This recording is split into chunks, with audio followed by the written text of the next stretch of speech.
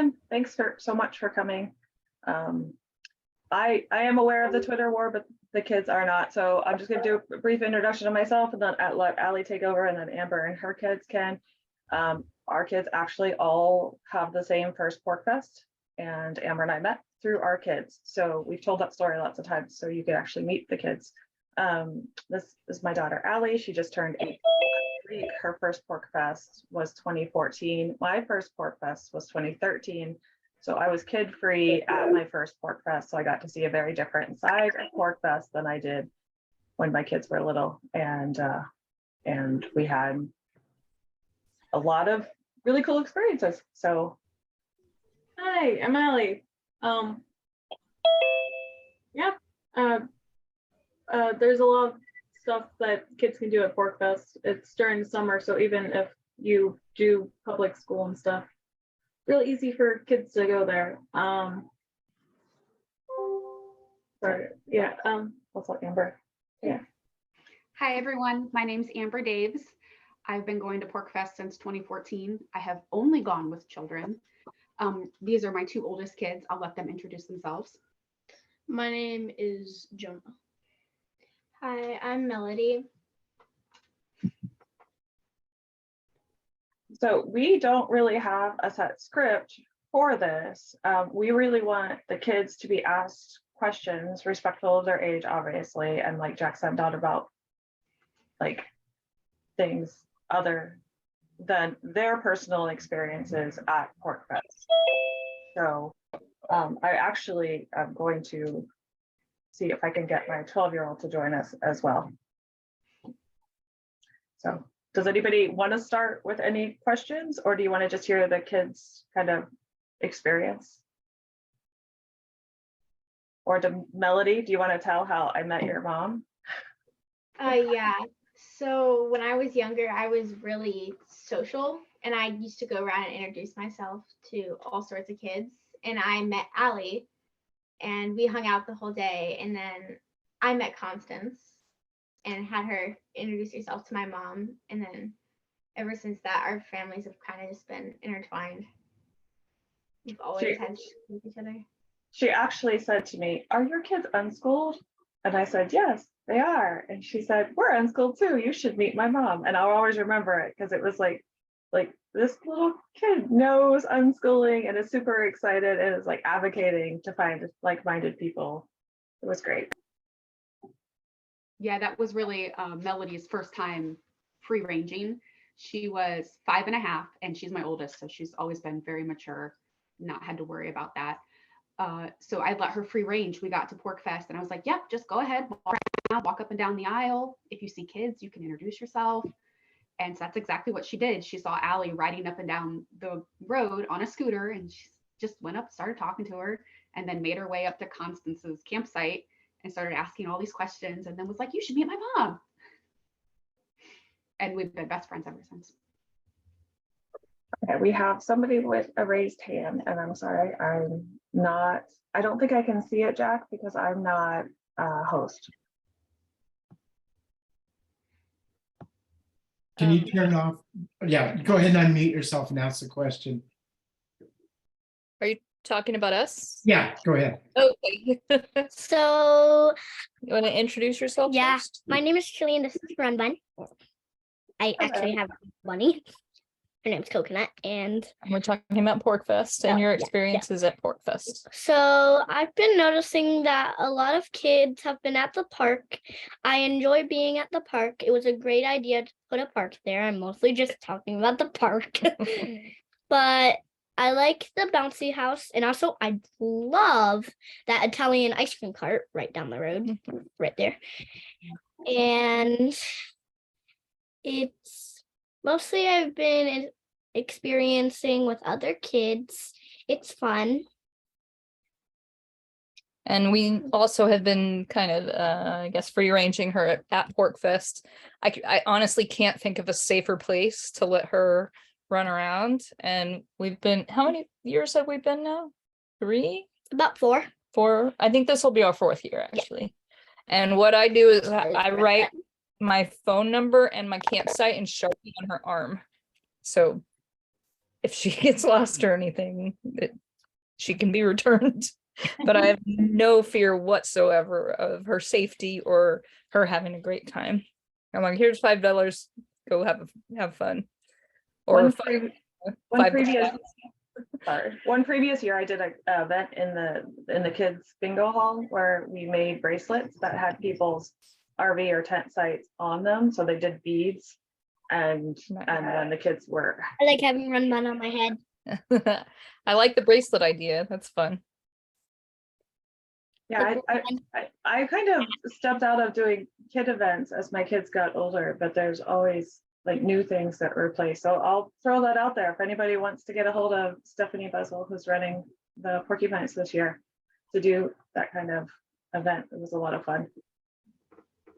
And it made it a lot more fun for the kids to be like, marked, this is where you go. My 12-year-old who has not joined us yet, but actually was very much a wander away kid at 3. And so she wasn't supposed to be free ranging, but she just thought she should do that anyway. So like I've lost my children at Porcfest many times, including that one. The year she broke her arm, I actually lost her because she fell asleep watching a movie under a sleeping bag, and we looked for hours and hours and hours. And I'm used to, this was 2 years ago, and I'm used to my kids free-ranging, so I wasn't panicking at first. And then all the kids went to bed and I still couldn't find my kid, and then I did panic a bit, and then they were sleeping by some rocks, so they blended right in. Because we're such a close-knit community, so another mom had a picture of Mars on her phone and was showing people, and he's like, oh yeah, that kid was right there, and she was still there. I remember that day and night very well. And you panicked a little bit. I did. I'll admit it. By the end, like when it was almost midnight and she wasn't found, yeah, I was definitely ready to panic. But it really is like the safest place. I was like mentally as a mom going through the fact like my child is well known, nobody's taking my kid, you know, like my kid knows how to behave in a situation. So it doesn't mean you don't want to find your kid after a 3-hour nap, but and my cat likes to join the webinars. So Jonah, I really want you to talk about Goldback and Sound Money and what you do at Porcfest. Before you go on to that, What specifically? Oh, did somebody have a question first? yeah, about what you were just talking about. This is Clarence. I was wondering, has there ever been a problem with like if a kid's out at 11 at night or 2 in the morning or something, and some adults come along and say, you really can't be here, and demand they go home, or does that just not come up? I don't know. I would certainly take it upon myself to ask them where their parents were. Yeah, I think it probably depends on the age of the child and where they are in the campground, like what activities they're trying to be involved in. You've been out pretty late. What do you? Usually when I'm out and about with my friends late at night, we usually just go back to one of our campsites, because, you know, we usually like to stay away from adult places. We're pretty good at not going into the drinking places and all that. So I don't think we've ever had a lot of problems with that. Although if there is little kids around, people will ask like, hey, where's your parent? It's kind of late. Hey, so yeah. Yeah, and the whole campground activated to find my missing kid too. I mean, like there were lots and lots of people out looking for the kid that fell asleep. So yeah. And the ranger, we should probably briefly mention the rangers. The rangers mostly find lost kids. That's probably their biggest duty. There's a couple things where they'll have to deal with somebody who's had too much of a substance, but for the most part, they're looking for lost kids, and we're making some changes this year. So it'll be easier to contact rangers, and we'll have an actual published phone number that will ring to their phone. So I'll put on my Porcfest producer hat briefly to let people know that not only has it been incredibly safe for kids, it's going to be even better this year and easier to contact people when you need to get to them. Like, for instance, your kid breaks their arm. So somebody had to come and find me on a golf cart where I was setting up Porcfest when Mars fell off her scooter. So one of the things that I get a kick out of is the entrepreneurship of the children around Porcfest. Have any of the kids that are on the air here involve themselves in money-making activities at Porcfest? Donna definitely does. I didn't hear the question completely. What was the question? What do you do? Not last year, but the year before at Porcfest, you sold stuff, right?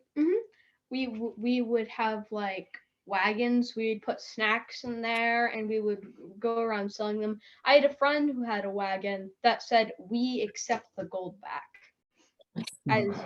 and we do accept gold backs at Porcfest. That is a way that a lot of people trade at Porcfest, using silver and gold. What kind of I things do think you this sell? is gonna be her first year. She was talking about wanting to sell. Excuse me? She's sold stuff at our local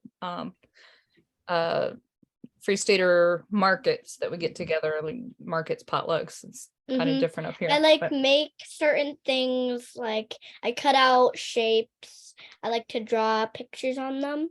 And sometimes I make like something out of other things I like don't use. I like to reuse material, make things and sell. So I was thinking whoever wants to come to if they bring their kid to the park and someone wants to buy something, I will be at the park selling things. Because I like to play. So that's going to be my main spot.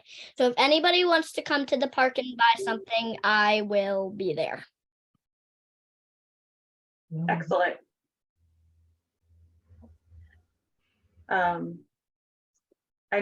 It's kind of interesting, even kids that don't come with the plan to sell things often get hired. Do you have anything you want to? Yeah, one person I know, I think it was the same year Mars broke their wrist. He was handing out these flyers to kids, and he, for free, kids, and it's just like a map about Porcfest and like where all the vendors are and stuff. And the kids can go around and sell them for whichever price they choose, and go back to him to get them for free. So that was and so he was just trying to get kids like involved in the whole selling stuff up at Porcfest, because that was always like a big thing at Porcfest. Kids will go around selling stuff. Now there were some sharks doing that at like $10 a map, $5 a map. You wait till the end of the day for those prices. Yeah. And also, I remember, Melody, you sold rings one year. Yeah, a couple years. I used to sell rings for somebody who made them, and I'd get like 25% of whatever I made for the day. Yes, And I think this woman who made the rings found out that they sold much faster when you have a cute little 8-year-old walking around selling them. Yeah. And didn't you actually hire people, Melody, to go all around with you and then Yeah. split? And then Yeah. give them a portion of what I made. Yeah. Mhm. Yeah, that's what I mean. Like by like these kids are like figuring out not only how to make a profit, even if they didn't come to Porcfest, but they also are learning how to like hire people, split the profit, make the job fun. So the question is, what are some of the activities for the teenagers? Well, a lot of the time I just meet a group of our teenagers and we go around out and just do dumb stuff. Like at the park, there's just this the word, I can't remember the word, but merry-go-round, yes. And we will just go as fast as possible on that. And there's a pool, so we usually go in there and play Marco Polo. Yeah, most of the time most of my Porcfest, I've been volunteering at the Rangers or stuff like that. Or participating in like kid activities is a bit. There's Humans versus Zombies, which is a lot of fun. So Yeah, Jonah was going to comment on that as well. That's go ahead. Yeah, I call it zombies versus. So zombies versus humans is one of the main reasons that I go. So would you like me to explain the premise of the game? yeah, real brief. Like, Okay, so basically you start with a couple of zombies and a bunch of humans. If you get grabbed by a zombie, you become a zombie. The humans have little boffers, right, which are basically pool noodles wrapped in tape that you can hit the zombies with to stun them temporarily. When you become a zombie, you have to like put your boffer away. yeah, and they have bandanas in us, so Yeah. zombies have bandanas on like their head, like me, or their neck, and humans have them on their arms, and that's how you tell if they're a human or a zombie. And if the humans survive for a certain time limit and like get back to Kids Pavilion, then the humans win, but if they don't, then the zombies win. So it's really fun. What age range of kids play this together? Like, because you're obviously now 18, but I think the youngest I've seen is like 8 years old, and like obviously the older kids get a little bit of advantage, but yeah, still 8 to like 18, I think. I think sometimes even younger. They have. Let me. Can I say the age ranges I've seen? I've seen from 5 years old, or basically the youngest age that you can understand the rules of the game, all the way up to like adults They have adults playing too. sometimes. and Allie, what about like classes or talks? Do you attend any of those? There's a lot of classes going on around town. Some of them are free. Those are the ones I usually go to. One of them was just like explaining the history of the American Revolution. Absolutely loved that one. It was great. I usually don't go to the political ones because they're a little boring. So yeah, there's lots of talks and stuff around. Someone mentioned archery lessons. I haven't gone to any of those, but now that I'm aware of them, I will. It's new this year. Oh, it's new. Oh, okay. Yeah. So there's lots of stuff like that. Yeah. Sometimes down in the main field, there's adults that are like setting up organized sports for teenagers, like volleyball and like frisbee golf and frisbee and stuff like that. There Oh, was axe throwing. Mhm. Oh yeah, one year there was axe throwing. That was really fun. It was very fun. I remember that. There's a question about using walkie-talkies. So I was working registration for the last couple of years, and I had a walkie-talkie. So because of getting back and forth to registration, so I know that was on the channels for the entire organizers. What about for parents that are at Porcfest? Walkie-talkies work pretty well. Anybody know? Amber, have you guys used them? Yes, every year. Walkie-talkies do work well. It's been a while since I've used them at Porcfest, but I have plenty of friends who use walkie-talkies every year, and they work perfectly well. Yeah. My older kids don't use them very much anymore, but I definitely use it for my younger ones. My youngest is now 8, and he will be using one this year at Porcfest, so I can check in to make sure he's okay. And the service isn't very good up in the mountains. Yes, cell service is not So- guaranteed, so yeah. walkie-talkies or radios are much more effective. I have a question about that. Is there a certain channel that we should use as parents? Or like channels to avoid using, like we don't want to be on the Pork Rangers one and stuff? If you hear chatter on it, just switch to another one That's what we do. and label them with permanent marker. So get light colored ones that you can write your names on, because the kids will leave them behind and they will end up in lost and found. And if you have the like the standard black ones that a lot of people use, I just put masking tape on it and write our name on the masking tape because they're black, so you can't really write on them. Or a label maker if you're fancy. Okay, I think Trillian wanted to say something. So the weird part about Porcfest is almost everybody there I have seen in the pool, but I've never been in that pool. That's because I didn't want you to go to the pool by yourself. You're too little. But you Yeah. can swim now. Yeah, I've taken swim lessons. Either way, I could bring a floaty. We do have pool noodles. Yeah, my kids tend to go actually with another family because I've been working in registration for a couple of years. And that's another thing I like about Porcfest is that if you need to get out and go out of the sun, because I don't stay a lot of time in the sun, like there's almost always another family that's willing to like keep an eye on their kid in the pool. So Or it's and also within the Free State Project, the regions know each other very, very well. So I'm in the North Country region, and so I know all of the North Country parents. We get Excuse me? together and take care of each other's kids and all that. And also one What? more thing. Oops.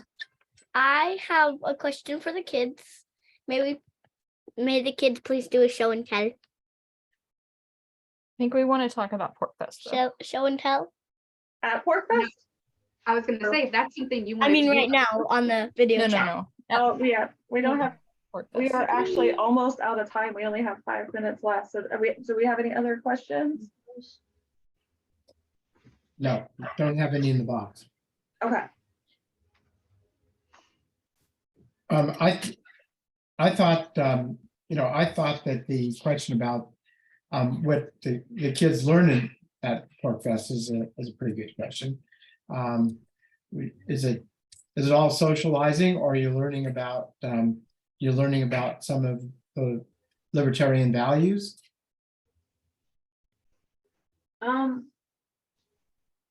Well, a lot of it is socializing, and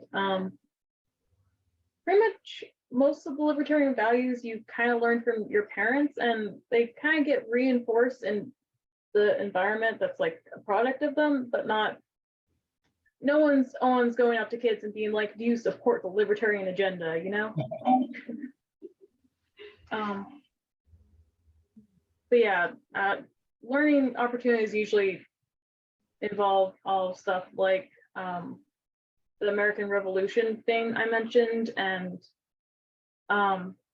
basically if you want to attend a talk, you go there, or if you want to learn how to make a bopper, as I say it, you go to Kids Pavilion and stuff like that. So there are learning opportunities, but if you don't want to learn that much about politics, you can kind of steer clear of it like I did. But I think that too, like as an unschooling mom, even though my kids have gone to school, I see the learning how to socialize with different age groups in a place with a lot of freedom as the biggest learning experience, and also watching the kids develop their ability to make money voluntarily. Like there's no force involved. Nobody's going around, you have to buy my candy bar and not that candy bar. I mean, they could try it. They probably wouldn't get very far. So, I mean, the tactic Mars yeah, I know you guys probably didn't hear that, but when Mars broke her arm, she immediately was able to sell out of all the candy that I bought for her to sell, because she was just like, I have a broken arm and I'm still out here hustling. And people are like, without a doubt, you are getting my money. Here you go. That's pretty impressive. Have there been off-site activities for kids? Clarence Gardner asked. Do you have an answer? I think that like some of the hikes could involve kids, but I've not taken advantage of any. I'm a bit confused by that question. Does the terminology off-site mean activities that are not at the campsite, or is there some sort of... That means activities that aren't taking place at the campground. So we've actually never done off-site activities. There's so much to do while you're there.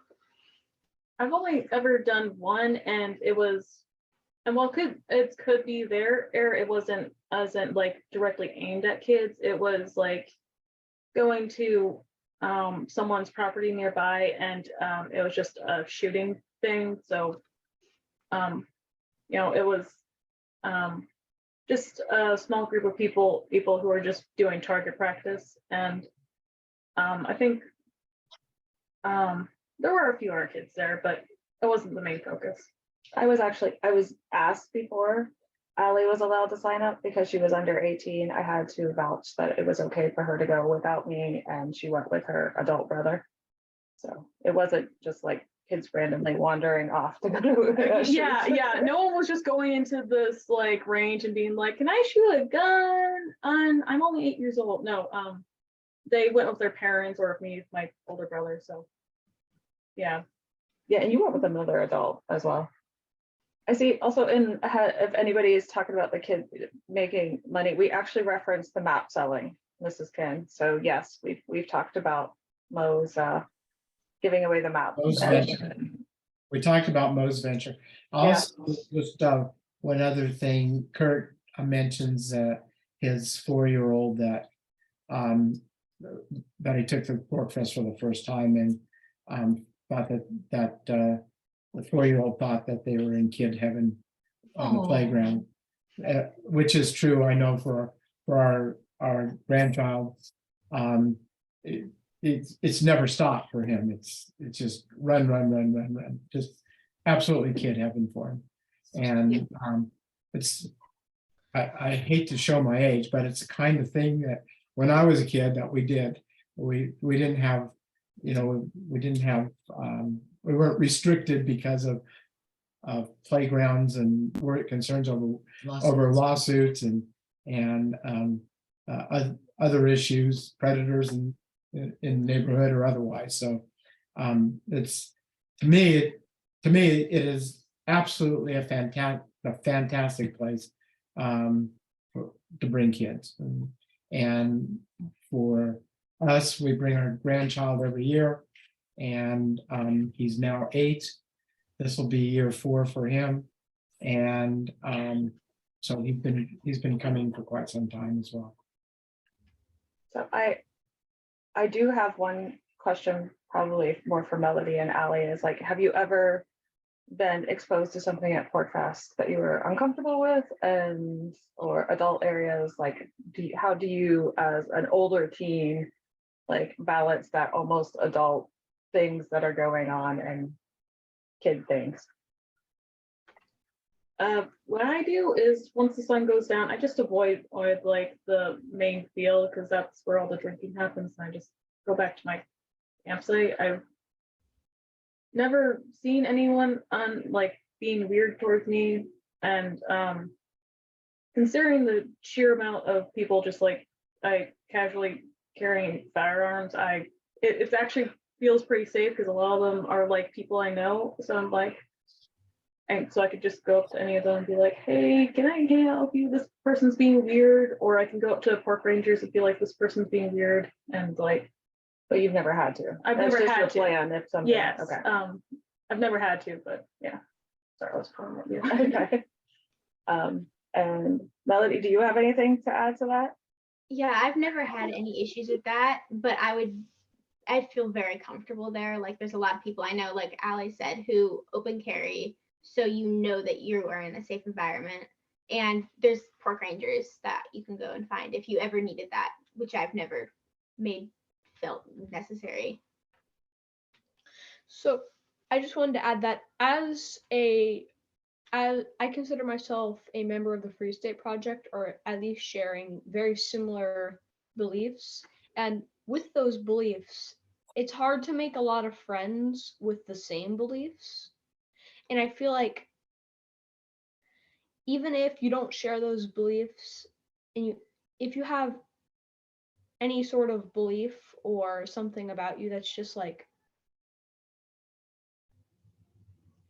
if you have unique beliefs, I'm going to call it that, you can find people that share those beliefs and bond with you at Porcfest, because there are so many people at Porcfest. Yeah, a lot of the Telegram groups are specifically set up for that. That's very well said, very well said. That's great. With that, we're all parents here, and we're all always available for questions other than being on screen here. We all have some experiences at Porcfest that we're willing to share with any other parent. And for those who haven't been to Porcfest or brought their kids to Porcfest, the kids are missing out if you don't bring them, because it is a great time for the kids. So unless there's any other questions, I'll say that we can sign off now, and thank everybody for attending. And thank you, kids, for participating in our presentation tonight. Thank you. You good.